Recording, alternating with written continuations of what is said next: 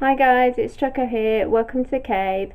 Today we're doing a Quorn meatballs in a tomato sauce. Now I've preheated the oil and try not to laugh because normally I kind of start a fire.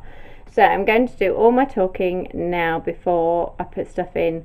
Got 2 onions that I've chopped and I've got 4 cloves of garlic. They're going to go in the frying pan and I'm going to cook them until they are soft and translucent. So we'll just see. Yeah, there we go. It'll only take a couple of minutes.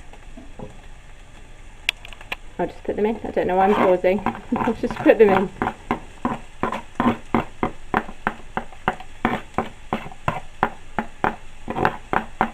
Okay, so it'll only take a few minutes.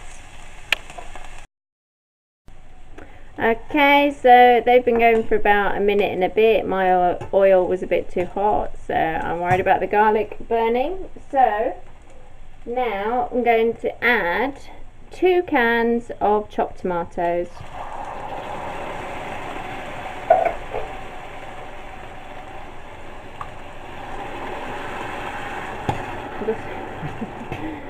I'll just let that calm down a bit before I start talking. We're going to add a tablespoon of tomato puree. Should have got this ready. Just assume that's been done. Right, I'll scrape the rest of that out later. So a tablespoon of that. We're going to add in a teaspoon of sugar. Oh, and a good one. Put that in there. Now I'm going to add 2 teaspoons of oregano. Sorry, I'll just show you that again. Oregano. Now if you're not keen on the food being quite herby, just add 1 teaspoon of oregano. I'm going to add 2 teaspoons of marjoram, but again just add in 1 teaspoon if you don't like it herby. I don't use salt and pepper particularly. Well, I use a lot of salt, but not when I'm cooking it. So anyway, so I like stuff herby. And we're just going to cook that for about 10 minutes. And we're going to add in a vegetable stock cube. Just wait 1 sec. I'll have to pause. This is a typical Choco chaos cooking. Yeah, so we're just going to add in one vegetable stock cube. That'll just give it a little bit more flavour. I'm sorry, Quorn, but some of your stuff it just needs an extra boost, I think. So we'll put that in. We're going to cook it on low, not on high. We're just going to, we're going to put it on medium. You know when you just wish you should stop talking. I'm going to put it on medium and we're going to do that for about 10 minutes. Just to let all the vegetables cook through, that sugar go in and the herbs cook through. What I should have said is if you're not going to blend this sauce, then just try and chop things as smooth as you can, and that's pretty much it for the sauce. Right, so this has been simmering away for about 10 minutes now. All I'm doing now is I'm going to take it off the heat and allow it to cool down a bit before I blend it. In the meantime, you can get your Quorn meatballs out of the freezer and boil your kettle. Right, so the tomato sauce is in the blender, just waiting. All I've done now is I've just given the saucepan a quick rinse out, just to get rid of the onion and the garlic and the tomatoes.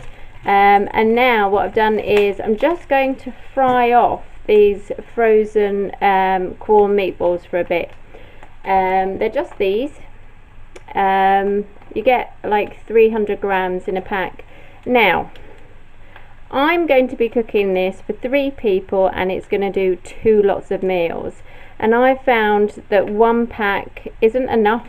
It's just not enough. You'd end up with, like, for me, I think you'd end up with like half a meatball basically, or not much per serving, per, you know, like per person. So I add 2 packs of the Quorn meatballs.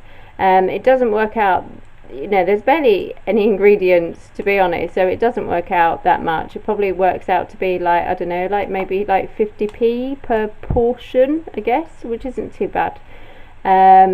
So yeah, so all I'm doing now is just going to fry these off for a little bit. It'll just take a few moments. I just want that frozenness gone, and I just want to try to get like a harder edge on the meatballs. The meatballs are naturally quite soft, but I kind of want to make them, or I know it sounds wrong, but almost as meaty as possible in texture.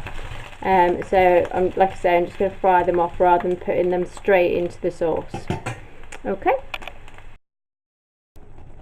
Right, so once your meatballs are browned off, or sort of you try to get like a firmish coating on them, just pour over your tomato sauce and then really reduce the heat on it, put a lid on it, and just kind of like leave it. Give it a stir every now and again, but basically all you need to do now is just put your pasta on.